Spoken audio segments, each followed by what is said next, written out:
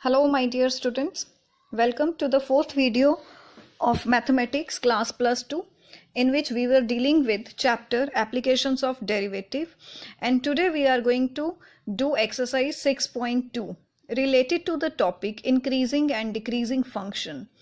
Increasing and decreasing function, which we have done in the last video, and we have done some examples related to that.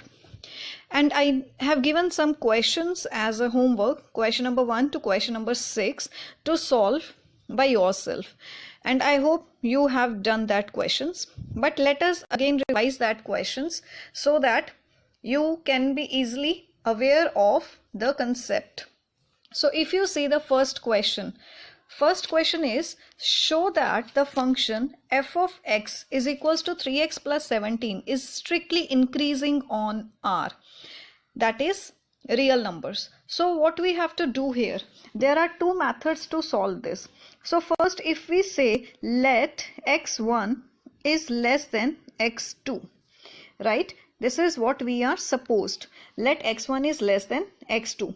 If x1 is less than x2, by looking at this function, this implies 3x1 is less than 3 times x2. This is understood, right? So if 3x1 is less than 3x2, then definitely 3x1 plus 17 is less than 3x2 plus 17, right? So if 3x1 plus 17 is less than 3x2 plus 17, what is 3x1 plus 17? Here 3x plus 17 is f of x. So 3x1 plus 17 is f of x1. We have changed x to x1. So this is less than f of x2, right? So if x1 is less than x2 and f of x1 is less than f of x2, this implies then the function is strictly increasing on a real number, right? So if you see the graph, the graph will be like this, 3x1 plus 7. The graph will be like this. There is x1, there is x2, right? So x1, x2, if x1 is less than x2, f of x1 is less than f of x2. And there is another method to solve this. How we can solve with the help of another method. Now, if f of x is equals to 3x plus 17, what is domain here?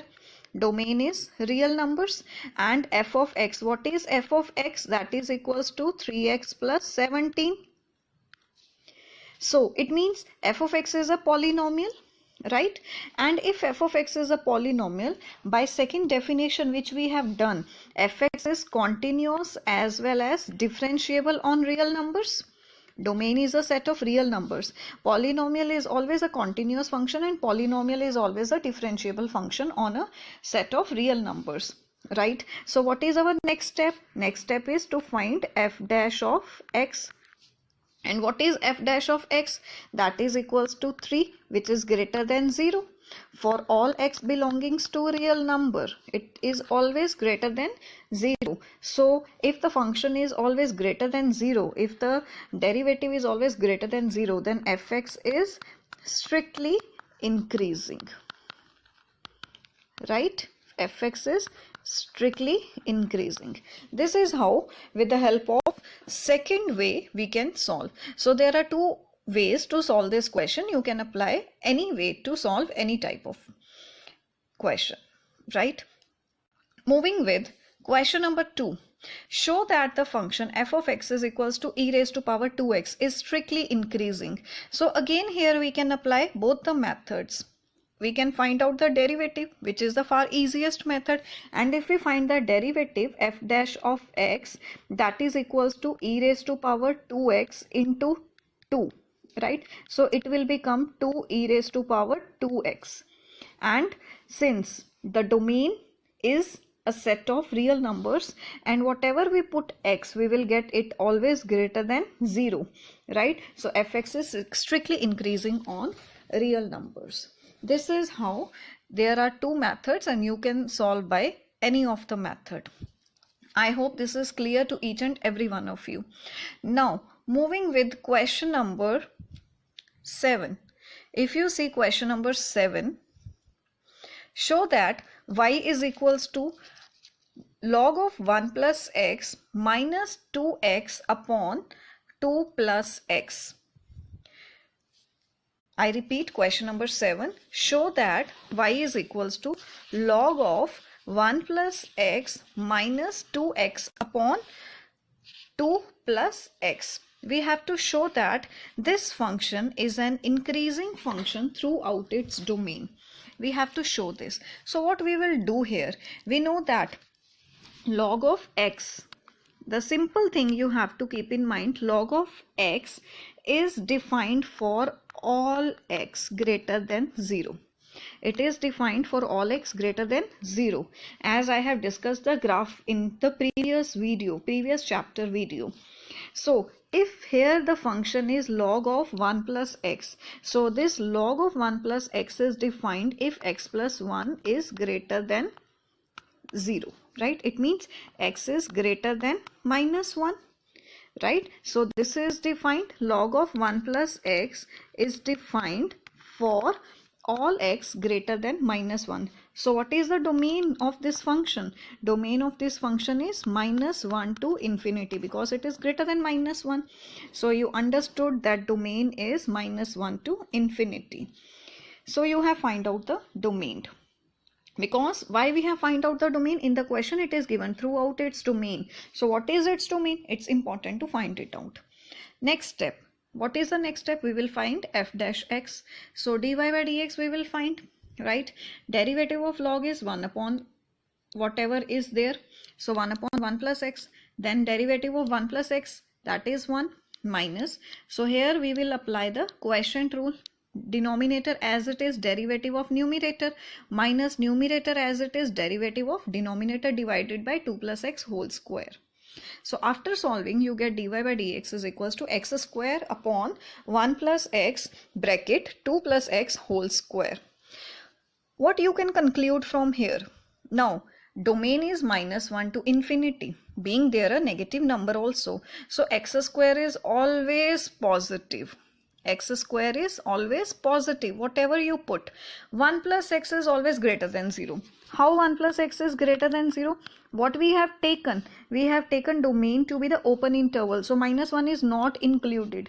And the terms greater than minus 1 will be counted here. So it means if we count minus 0.5, right? So this is again number, and this being a square is again a number, right? So it means everything whatever we put, we will get this is greater than 0, right? So whatever we put in the answer, that is f dash x, or you can say dy by dx, this is always greater than 0.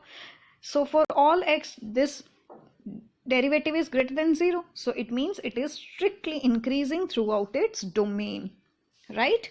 So it is strictly increasing throughout its domain. And please note it that when the domain is not given and we have to find out that the function is either strictly increasing or decreasing in its domain, it means our first step is to find out the domain. This is all about question number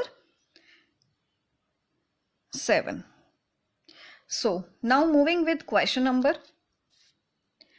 9. Question number 8 you will solve yourself. Question number 9.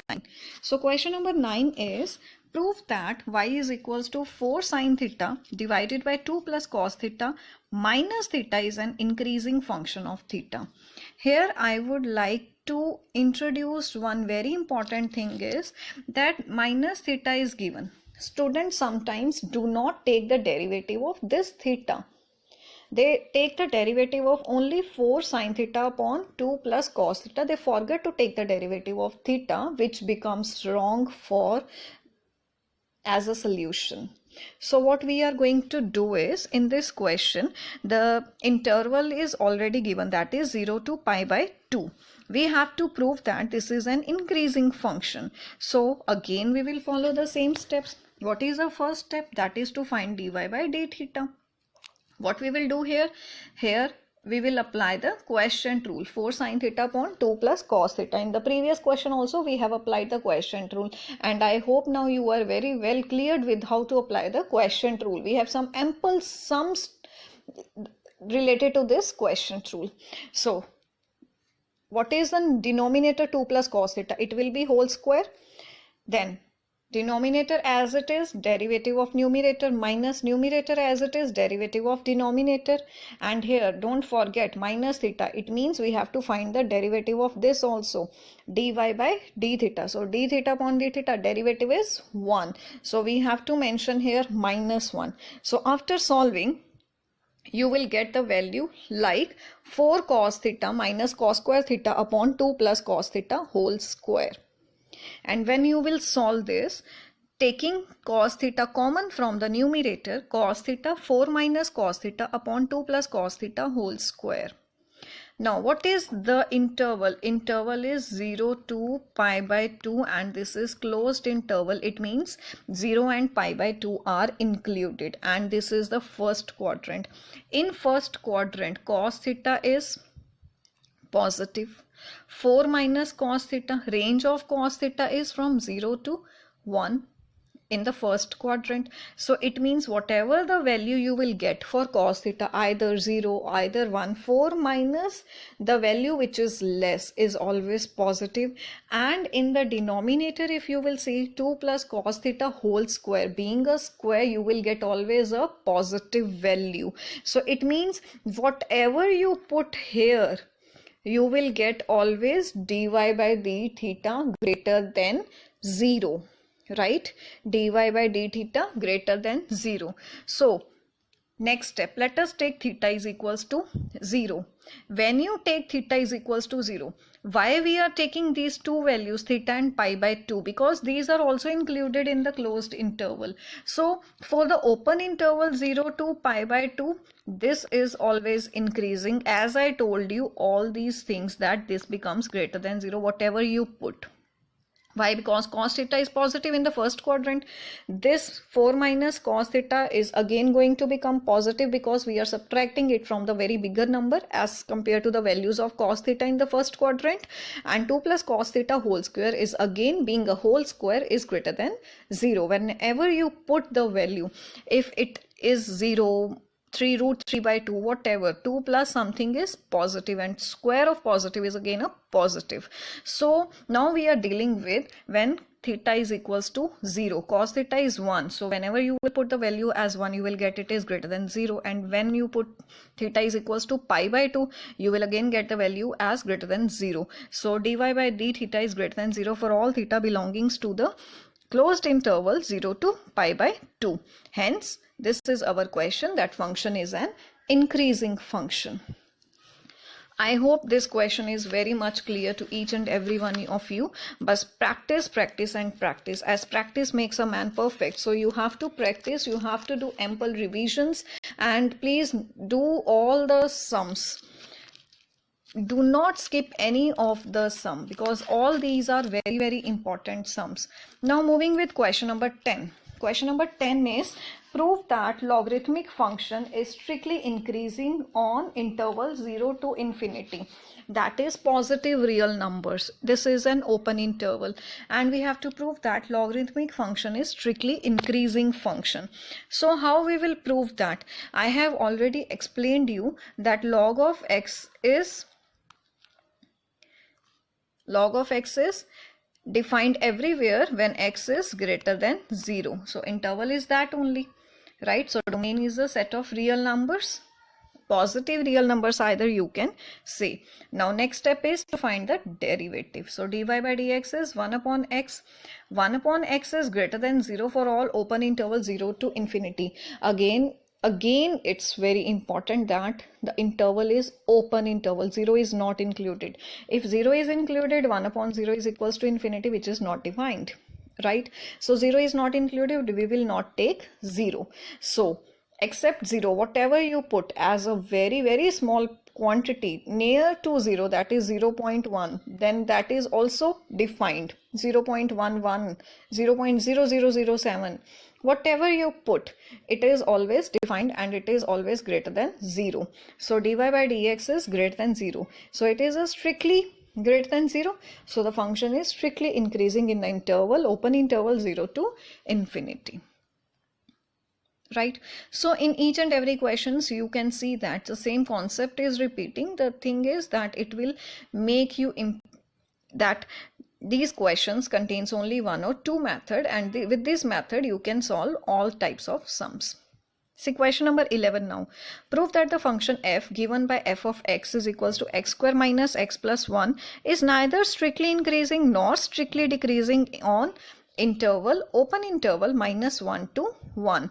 So what you will do here, first of all see the type of function, that is polynomial function, and we know that polynomial function is always continuous and differentiable in its domain, right? So what is the domain here? The domain here is set of real numbers. Polynomial's domain is a set of real numbers, right? So being a polynomial, it is always continuous and differentiable. So I can say this function is continuous as well as differentiable also, right? So what is our next step now? We have to find the derivative, right? So what is f dash x? That is 2x minus 1.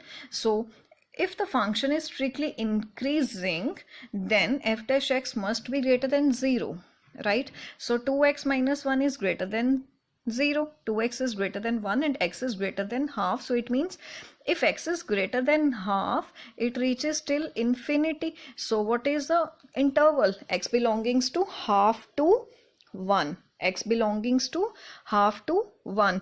So from here you can conclude that a function is strictly increasing if x belonging to the interval half to 1. Now next part is if the function is to be strictly decreasing, we must have 2x minus 1 is less than 0. It means x is less than half, right? So if x has to be less than half, then the x should belongs to minus 1 to half. We are not taking here minus infinity to half. Why?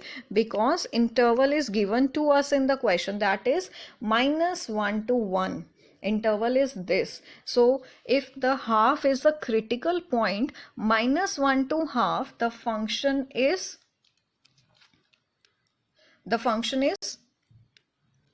minus 1 to half, the function is decreasing, and half to 1 the function is increasing. So what we can say from here, we can say that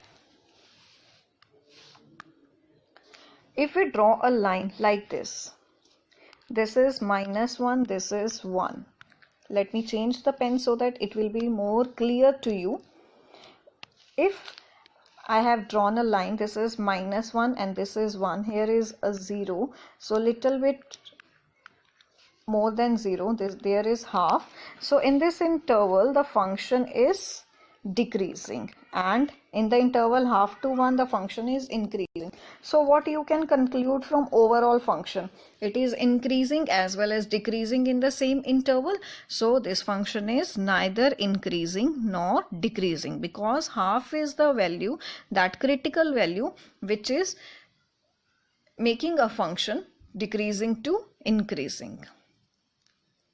So I hope this question is very much clear to you all.